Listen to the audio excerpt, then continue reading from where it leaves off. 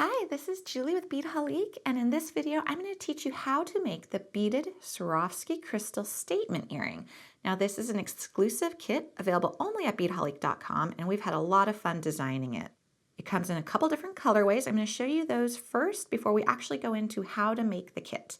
So we have this really fresh one here. It's green, purple, white, and silver. And then we've got this blue, white, gold, so almost like a nautical theme going on here.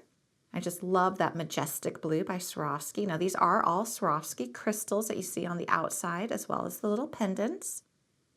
And then we've got this one, which is just such a vibrant punch of color. We've got that wonderful coral orange, turquoise, silver, and again, that beautiful bright blue.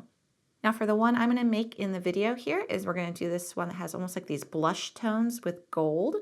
And if you look at the actual design, you're gonna see that we've done multiple rows of circular brick stitch with an outer embellishment of the bicones. We've done that up here too, again, circular brick stitch, and then hung a beautiful crystal from the base. So whenever you buy an exclusive kit from beadaholique.com, you get everything you need to make it. So I'm going to show you what you'll get in your kit. You're going to get all of this. So you're going to get the whole spool of the fireline thread. You're going to get these wonderful rounds that you're going to bead around. You're going to get the earring findings, a couple different sizes of jump rings, the two different colors of the Mayuki Delica seed beads. These beautiful pieces down here, these are True 2 check glass beads and they just sparkle. Swarovski bicones, a whole bunch of them. Then these little pendants as well, and the needles that you're going to need to go ahead and do your beadwork. So the only thing you're going to need to supply is a pair of scissors and a couple pairs of chain nose pliers to open and close those jump rings. So let's go ahead and begin. This is a really fun project, and I do think that these are just showstopper earrings. They're the type of piece of jewelry that is just going to draw the attention and have people commenting about them. So you're going to take one of your needles. I'm just going to open up this pack. This is a fresh pack of needles. You are going to get 4 needles. You're only going to need 1. You can use that for another project. And then you're going to need 4 feet of this thread. I've already cut that off camera. So this here is what the 4 feet look like. And for this particular kit, we're using the smoke, but for the other ones, it uses crystal. So you'll get the appropriate color in with your kit. So I like to just go ahead and flatten the tip of the fire line a little bit. That makes it easier to go through my needle. So I'm just going to place that onto the needle. So that is ready to go. And then at the other end, we're going to feed the end of it through this link. And we're going to pull out about, 8 inches or so, because you're going to need to go back at the very end and thread a needle onto it to weave in your tail. So you want to have enough to work with. So 6 to 8 inches is fine. And we're going to tie a knot, and then we're going to tie another knot, and we're going to go through it twice actually. So that's the anchor point. That's what we're starting with. And just pull that nice and tight. Now we're going to circular brick stitch. And if you look at our example right here, we're starting with the deepest, darkest color first. And that's this wonderful, almost like a burgundy color. And we're going to pick up 2 beads onto our needle to start. Slide those guys down. And you're going to take this tail, you're not going to cut it, you're just going to keep it out of the way. So I like to hold on to it. And now you're going to go from behind the link, go through it with your needle.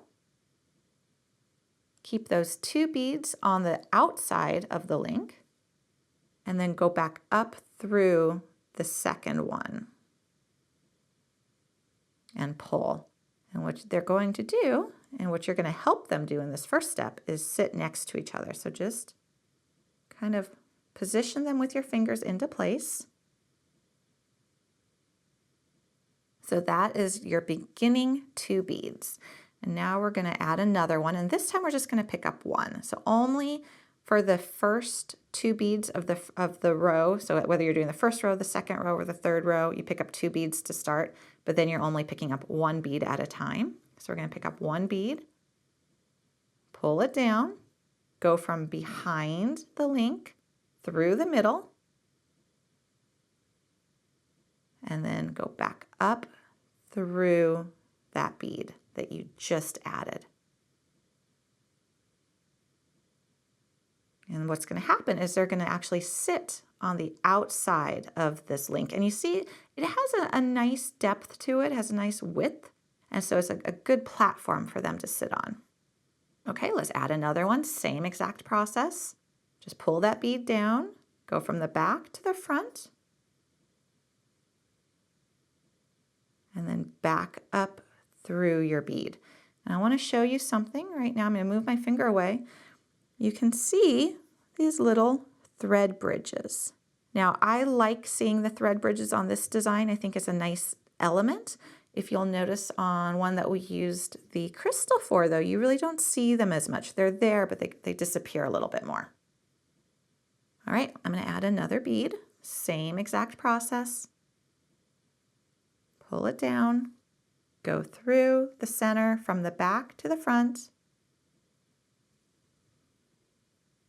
and then go back up through your bead.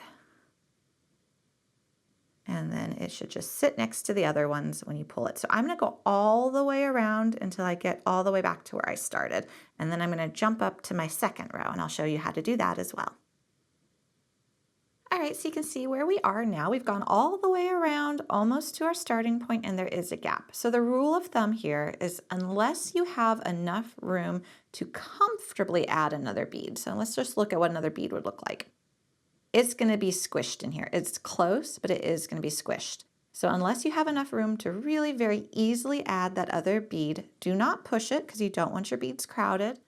And what you're going to do is you're going to go down through what was your first bead, pull that thread,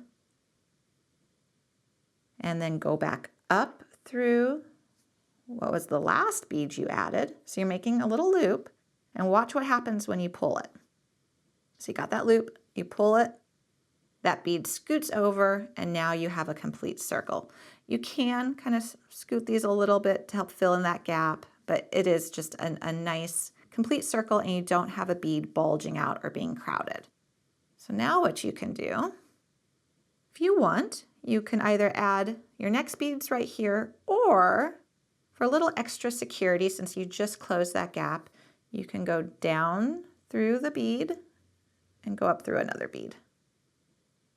So up to you on that one. Just if you want to have a little bit of extra space right there and just move over a little bit so that you're not working right on top of where you just sealed your circle, or you can just continue from where you sealed your circle. So now we have one complete row. It's our inner row. And if you look, this is actually going to be the same for this top piece as well that we're going to do later.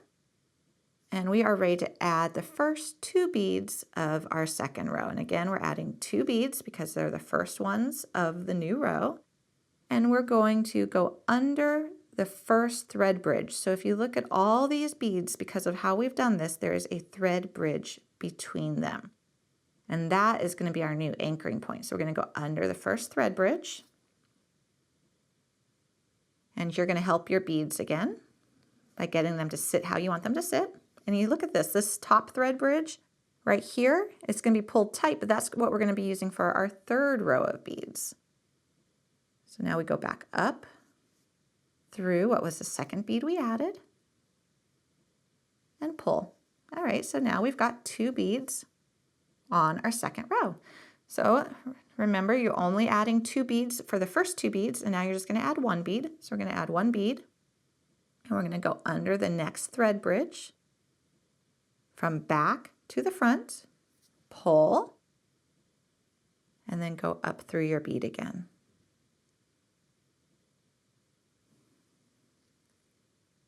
All right, now we're going to add another bead. Same exact thing. So you're going to go under a thread bridge and then up through the bead. All right, now we're going to do it again. But I want to show you something. Technically, this over here would be our next thread bridge. It could be a little hard to see, but that's so far away, we're going to end up creating a pretty big gap between our beads. So we're going to pick up another bead, and we're actually going to go under the same thread bridge we just went under. And this is really a judgment call because you are adding beads to this row. You want this row to have more beads than the first row, so you can't just do a 1-to-1 ratio where you go under just one thread bridge at a time and keep working around. So you kind of look at what's the nearest thread bridge, and that's the one you're going to go under. And if you do that all the way around, you're going to have a nice, tight, neat second row. Same thing with the third row when we get there. So just keep picking up one bead at a time and go under the nearest thread bridge, whether it's technically the next one over or the same one you've already gone under before. So this is what we've got. If we lay that down. So we're just going to keep going again all the way around until we get back to our starting point. And again, we'll have to make that judgment call if we're going to add an extra bead or if there's a little gap that we're just going to cinch up. So I'm going to keep doing this until I've finished my second row.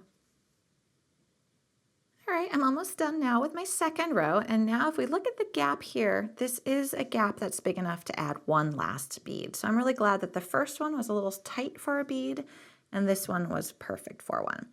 So I'm going to add it, and I can choose which thread bridge I want. I actually want to add it to this thread bridge right here, even though that other one is available, just because I want this to not be crowded up against that first bead of the second row. Let's go ahead, just get that guy popped in there, and you see how he sits down, and now we're going to join this the same way. So we're going to go down through that first bead and up through the last bead. Make that little loop and pull. And we've got our second round complete. Okay, so and then again, if you want, you can go down through a bead and then up through the next one just to work a little bit away from your join. Okay, so now we're going to start our third row, and our third row is no longer going to be with the Miyuki Delicas. It's going to be with these really, really sparkly, pretty True Twos. And although you're using a different style of beads, you're not going to be changing your technique at all. So we're going to pick up 2 beads onto our needle. We're going to go through the first thread bridge and going again from that back to the front. Help these guys sit properly. And then back up through your second bead.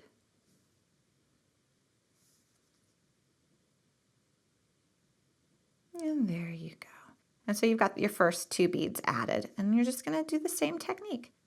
Now, one thing I've noticed with this is like a quick little tip. I actually took off my wedding ring. I noticed with this particular technique, it kept snagging in my ring. So if you find you're having that problem too, if you're wearing some rings, just a little quick tip is to take them off when you're doing this. All right, so just adding another bead and working our way around, and we're going to just do this until we have a complete third round.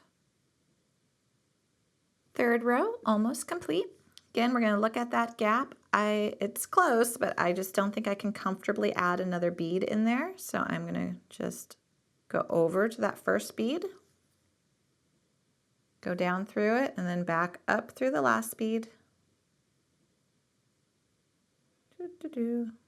All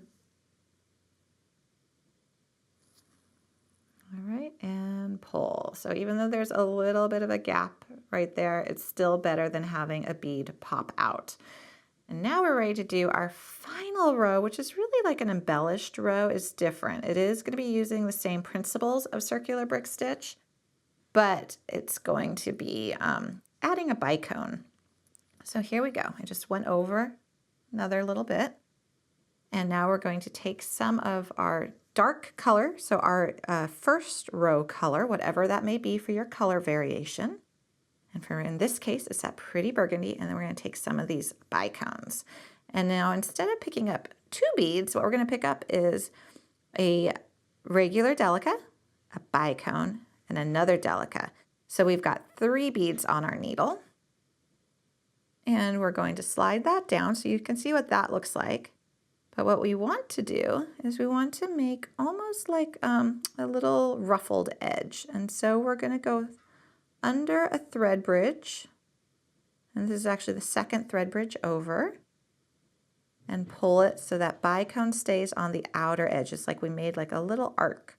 And now we're just going to go up through our delica. And that's about the spacing you want. So you want that bicone to just sit between the two delicas. And now what you're going to do is you've already got the first delica of the arc going for the next one. So you just need one bicone and one delica. And then you're going to go ahead, whoops, hopefully not drop your needle, and go over and then back up through the delica. And we're just going to continue. Now they don't have to be perfectly even spaced. It is a little hard to get them just perfect, but you want them approximately. And when they're all done and all there together, you're not going to notice any slight variations. So there we've got a couple of them, and you see what that's looking like. And I'm just going to go all the way around until I've finished this fourth and final row. All right, time to add our last bicone. So we're just going to pick up a bicone and we're going to go down through that first bead. We've completed our circle, and then you can go up through this delica. So same process as you've done the whole time with your beadwork, and just pull it together. So now you almost have like a sun pendant is what this reminds me of. Now I want to pull the sample in because we're going to do something a little different at this point. If you look at the way this is constructed, you'll notice these beads right here. So we've got one here, one here, one here, and one here. And this is what we're going to feed our jump rings through. So when you're working with a 10-0 delica, which is what we have here, they are plenty wide enough on the interior of the hole to get a jump ring through, especially the jump rings that we're using for this particular kit. And I always, if I can, prefer to add a jump ring through a bead versus a thread bridge because it's too easy for the little slit in the open jump ring for the thread to just pull out of it. But if you are putting the jump ring through a bead, you know that's not slipping off. But the tricky part here, and this is actually the most complicated part of the kit, and it's not really that complicated, but it is just really a judgment call, is you have to find where to place these beads so that they're approximately opposite each other. So what we want to do is we want to look at our beadwork, and my poor needle is bent now because I'm a little rough on my needles. I'm going to pull out a brand new straight needle, and what I do is I go around and I see if I can find two of these beads that are approximately opposite each other, because you're going to be adding this extra bead in the gap. So let's see if we can find two that are approximately across from each other. So that's actually not bad. If you look at where my needle is almost in the middle of the circle, but you can also kind of walk around it and see if you find one that's a little bit better. That's not bad though. And it could be a little bit off. Gravity is going to help you with these earrings. Actually, that's nice. I am liking this one. Okay, so it happens to be where my thread is exiting, which you would normally think is a good thing, but in this case, it's not. That's not how I want to attach it. So what I'm going to do is I'm going to go through the bicone, pull, go through this bead. I'm actually going to go through a couple beads. I'm going to work my way because what I want to do is I want to be exiting this bead here so I can go through the bicone, string on that bead, and go through the next bicone over. So I'm just going to follow the thread path and work my way over. Let's see, if I went through here, it'd be coming up not where I want to come up. So let's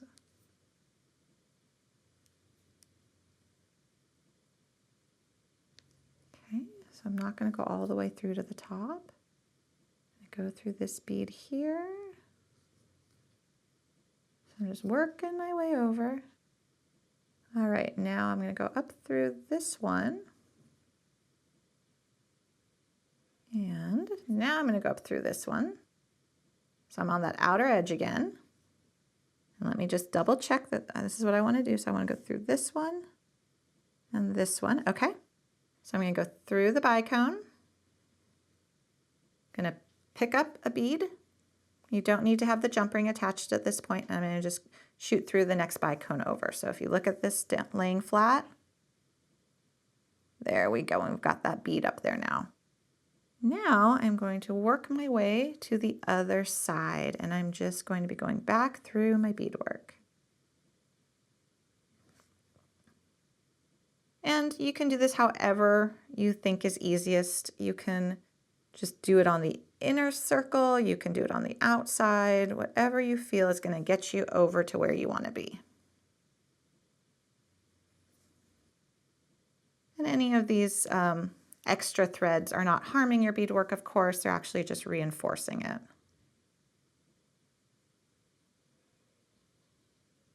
You could always make life easy on yourself too if you wanted to alter the design a little bit.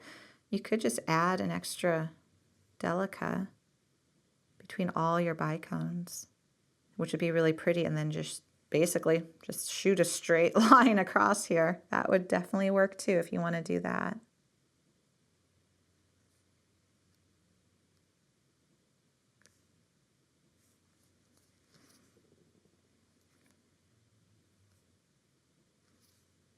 Okay, so let's see about where we're at. So there's our top one.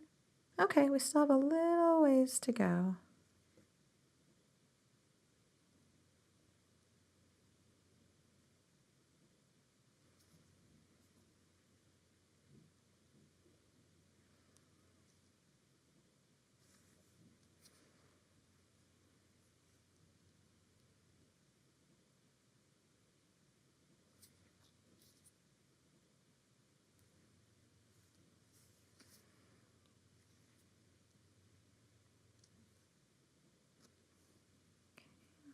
Getting closer.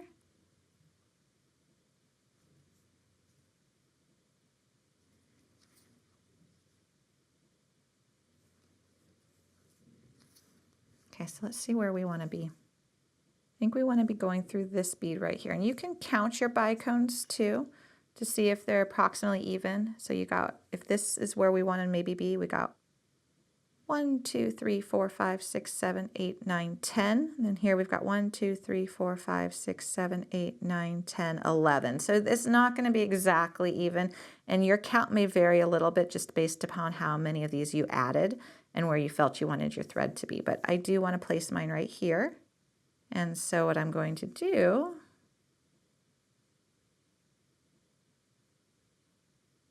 let's see, I want it to be here. So I need to come out this bead here in this direction. So where is my thread?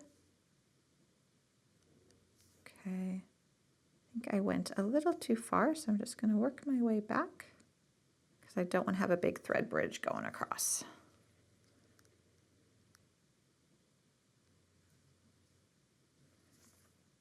Okay, and now time to pick up our bead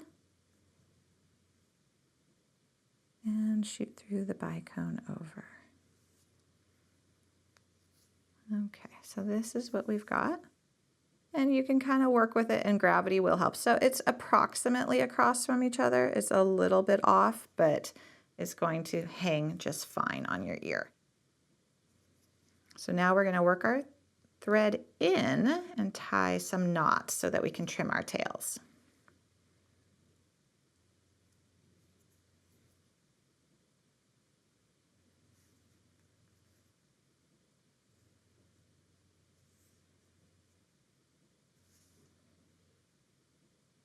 The way you can tie a knot, just go under a thread bridge, make a little loop, and bring your needle through it and pull.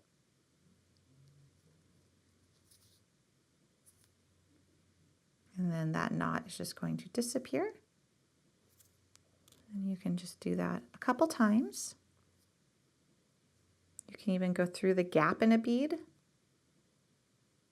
come out the other side and go up.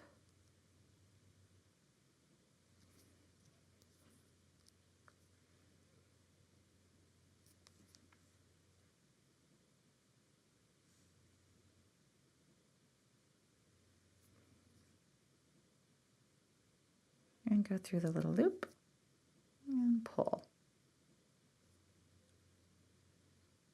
one, what I like to do is just go down through another bead so that knot really just kind of pulls into a bead, and then you can trim your tail. Now we're going to go back to where we started. So we still have this tail. And I'm going to switch to a new needle. You do get a 4-pack if you are someone like me who is a little bit rough on your needles. Okay. And then for this one, I'm just going to go up through a couple beads. And remember, you do have that tail knotted already, so you can choose if you want to tie a knot or if you just want to go up through a couple beads and then trim your tail, which is totally fine too. Okay, so there we have our main piece done. And now we're ready to go ahead and make our second piece. So the second piece is going to be made the same as the first. And it's the exact same process, but you're going to start with less thread. So I'd say cut yourself about 20 inches. You do get 15 yards of thread with this kit, so you're going to have plenty of thread.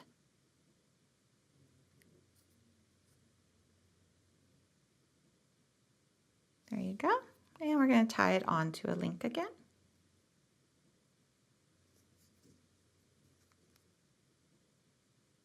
Again, leaving a tail that's long enough that you can go ahead and weave it in when you're done.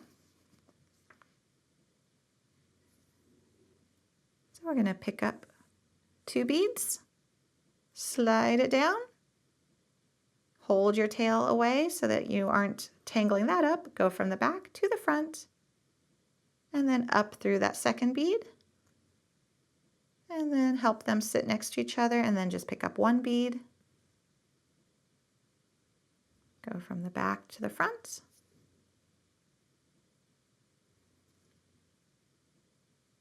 and continue on until you have completed your circle. Okay, we're ready to connect our beginning and our end of our first round, and this is going to be the only round on this one. So again, that gap's not quite big enough to add another bead, so we're just going to join the first bead and the last bead and pull it together. And then you can go ahead and scoot them a little bit, look a little bit more even. But there we go, we've got that nice round.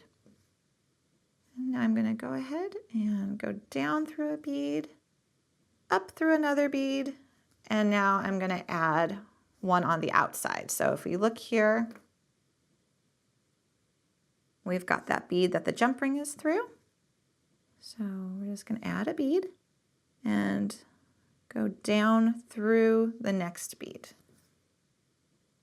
And that's just going to sit on top there. And now we're going to go up and down through all the side beads till we get to the other side. This is a little bit easier than the last one because you just have this one row of beads you're going up and down through.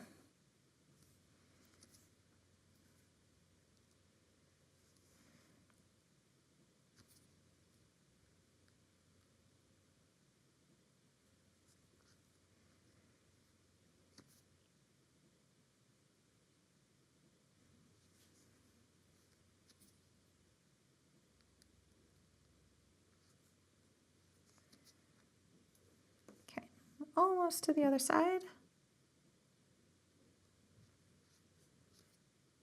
Okay, so here, again, you just want it to be opposite. So let's go ahead and count our beads. 1, 2, 3, 4, 5, 6, 7, 8, 9.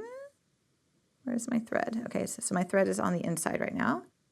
So as if going out through this one would be the 9th one. 1, 2, 3, 4, 5, 6, 7, 8, 9. Okay, so that will work. Out through this bead and add one. And then go down through the next one. This is one way of doing it. So, pretty straightforward way. I want to show you a second way of doing it in case you're not happy with the placement. So I'm going to take this one off. This one would work. I would absolutely seal that. You can see they're opposite each other. Let's say you don't have it really as an easy placement. For some reason, just the way your thread bridges are lining up and the way your beads are lining up, they don't look like they're opposite each other. You can exit a bead, grab a bead, and then skip over a bead and go down through the next one. I want to show you what that one will look like. So skip over a whole bead and go down. So if you notice, you can kind of see here, you do have a little bit more of a thread bridge, but it allows you to alter the placement so that instead of sitting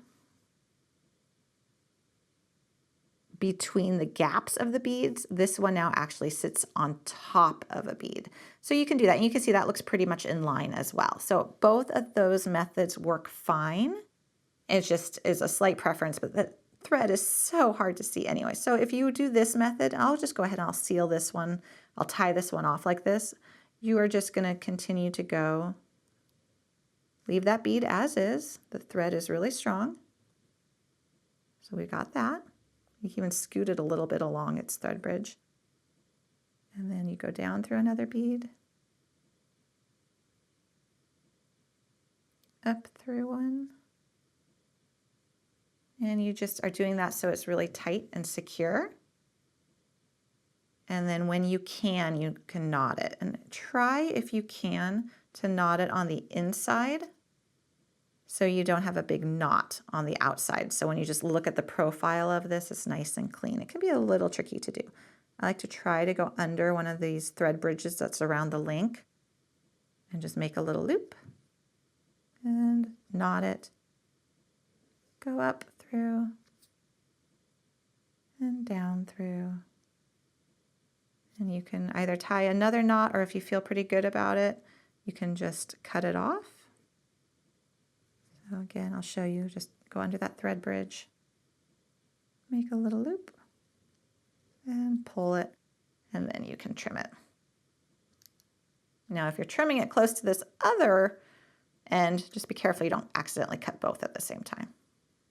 If you have a thread zap at home, you can definitely use a thread zap as well to trim your threads.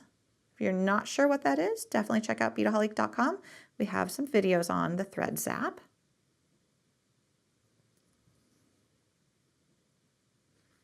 Okay, and then for here, you just want to go ahead and get this tail woven in a little bit more.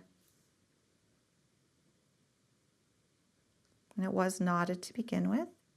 So you can choose if you want to knot it again or not, or if you just want to get rid of it.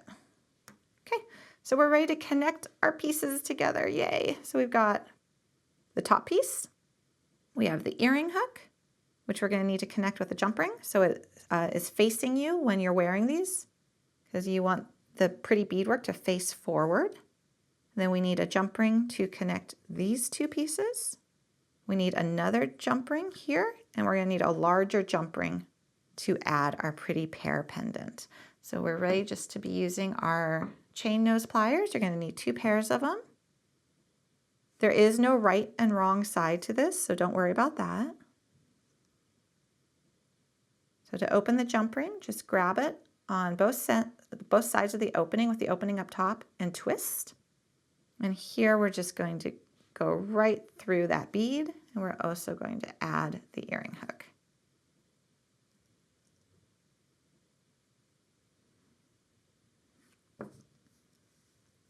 Now we're going to grab our next jump ring.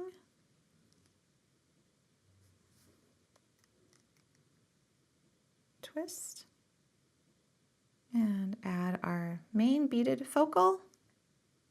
Again, don't worry, there's no right or wrong way to this, so you're not having to line it up with the orientation of the jump ring. Same thing with your little sparkly pendant at the bottom. You're not going to have to worry about a right and wrong side.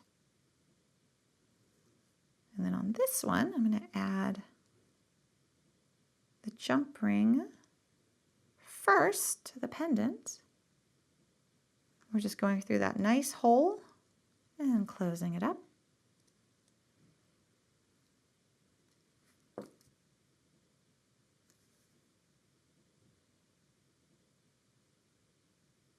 Okay, so go through that bead. So we've got it like that. Now add your pendant and close it on up. And you are done. So here is our beaded earring. And you can see that it has nice little sway to it and it sparkles. And here's our matched pair. And then I do want to show you the other colors real quick because you get your choice of colors. They're very sparkly. And you can see those silver true twos are really pretty too. So if you're a silver person or a gold person. And these again are called the Beaded Swarovski Crystal Statement Earrings. And they are an exclusive kit at Beadaholique.com. And if you like this kit, we do have hundreds of other kits to choose from as well. So have a lot of fun beading, and I hope you enjoyed this video.